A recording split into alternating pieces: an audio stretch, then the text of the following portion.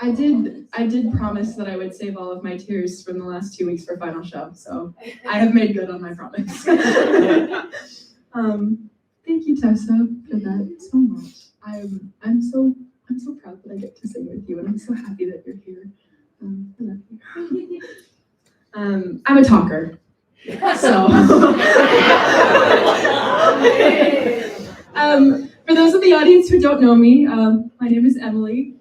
And although graduation and moving home and the impending hellhole of the 9-to-5 corporate workforce have been scaring the crap out of me for the last few months, the thing that has made me the most anxious has been that I am well and truly not ready to let go of music. Like everyone else singing with me tonight and a lot of people in this audience, music is the most important part of my life. I took piano lessons for like a million years, and I picked up a guitar during COVID. And of course, who could forget being a high school theater kid? Yes, bro. Music has been there for me when it felt like nobody else was. It is truly the tie that binds us, and I, for one, think that music is magic. That said, in the fall of my freshman year at BC, I was determined to not be the aforementioned dorky high school theater kid anymore. And so I left music in favor of the Club Ultimate Frisbee team. Yeah!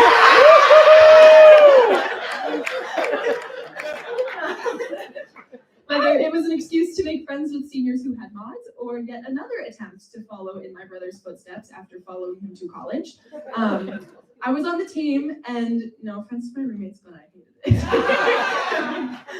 I was sore and I was lonely, and I wanted to go home kind of all the time, and I couldn't help but feel like something was missing.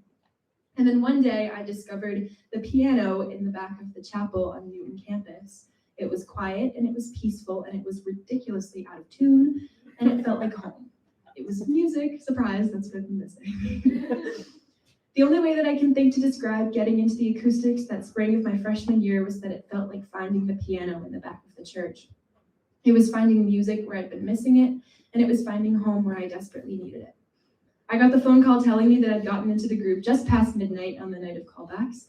Freshman year is very long and very lonely and really hard, but getting that phone call from John Blair was like this shining beacon of light that things were going to be okay because now I had music back. What I didn't know was that I was also getting so much more. The Acoustics is so much more than music. It is family, it is home, and just the fact that this room is full of alumni is testament to that. I am so grateful that my final show falls on such a big reunion.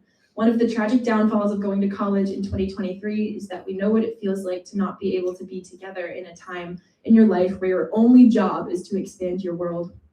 We know what it feels like to live inside a bubble, and the most heartbreaking part about COVID for me was that I had just encountered this amazing group of people, and suddenly within a week it was all gone. I'd only been in the group for about 8 weeks before everything came to a halt, and I was totally devastated because I thought that things would never be the same, and I would just have to sit and wonder what could have been. But the amazing thing about us is that we always find a way to come back together, even when times get hard.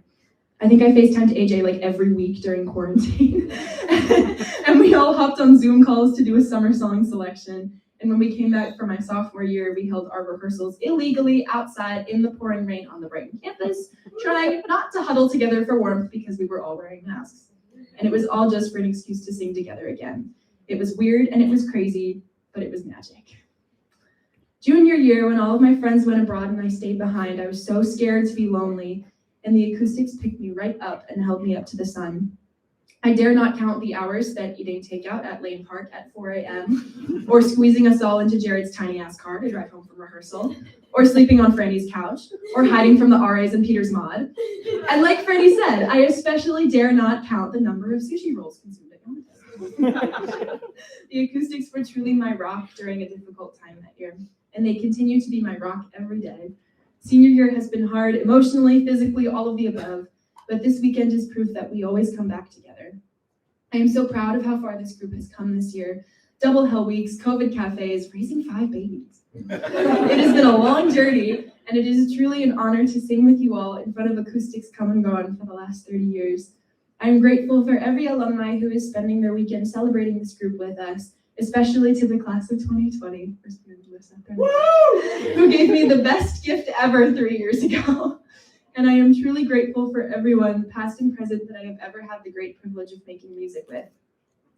I wish that I had time to speak individually about every person in the current group because I could well and truly write a speech for every single one of you. But tonight I think I've already gone a little long, so I think I'm going to stick to the seniors. I think the beauty of the Acoustics is that as people come and go, you get a new chance to form friendships with people every year.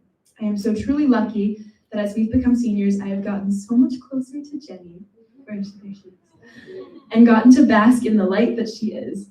Jenny was one of the first people to approach me on the night of callbacks, and I remember feeling so safe and comfortable in your bubbly attitude and outgoing personality, and I am so grateful to have you as a friend to lean on. I love the joy that you bring to our stage, and I am always happy to stand behind you and watch you shine. I love you so much, and I cannot wait to fire it up with you tonight.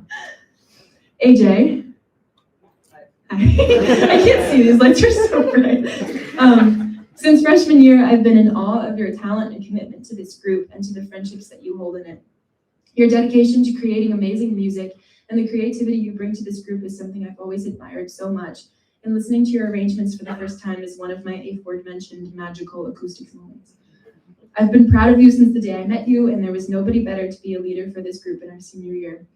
I love you, and it's been such an honor to have you by my side for these last few years and hopefully for many more. I remember two things about my singing night. I remember that John and Tonya banged on my door and scared the crap out of my roommate.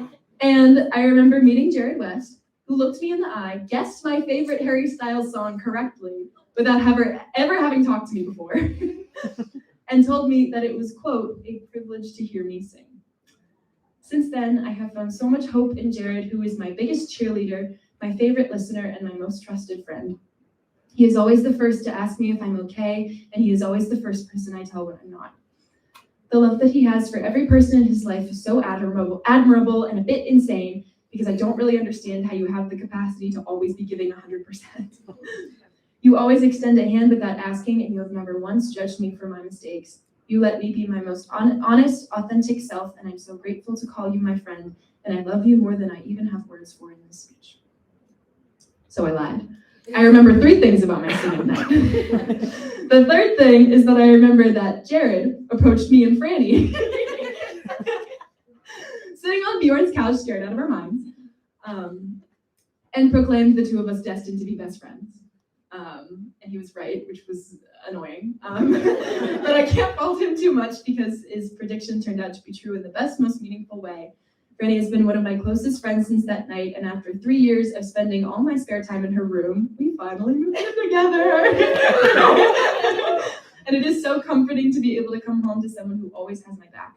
She has seen me cry so many times, and she is always there with a hug and a purple drink and a song to make me feel better. And it always works. You are so absurdly talented, and I am so honored to have gotten to grow with you since freshman year from Hardy 3 all the way to the youth. Thank you for being my best friend and for someone that I can count on for the rest of my life. I will miss not being able to come home to you every day, but I know New York will treat you so well. And for all of my underclassmen, I love you more than words, and I will tell you all individually how much you mean to me later. But just know that I am your biggest supporter, and I cannot wait to come back to see you all next year. So it hits me when I'm ordering a shot glass with an alien on it, or reading the script of a cafe skit, or furiously pulling up the note flight because I can't remember whether the syllables are do-la-a-o or do-la-o-a. That acapella is the dorkiest thing I've ever done. But for every Hell Week, every swing tempo that Jason throws at us, every callback night that goes past 1 a.m., there is something else. There is a time where we finally get the chorus memorized, or the song resonates so perfectly off the walls of the gas and stairwell, or I see in the audience my parents and my friends and the alumni who've watched me grow, and that's when something truly magical happens. This is forever. These are my best friends, thick and thin. They will never let me go, and there is nothing that can tear me away. And I am proud to say that although I will be graduating in 3 weeks, I will not be leaving behind the Acoustics, and I will most certainly never be letting go of the music.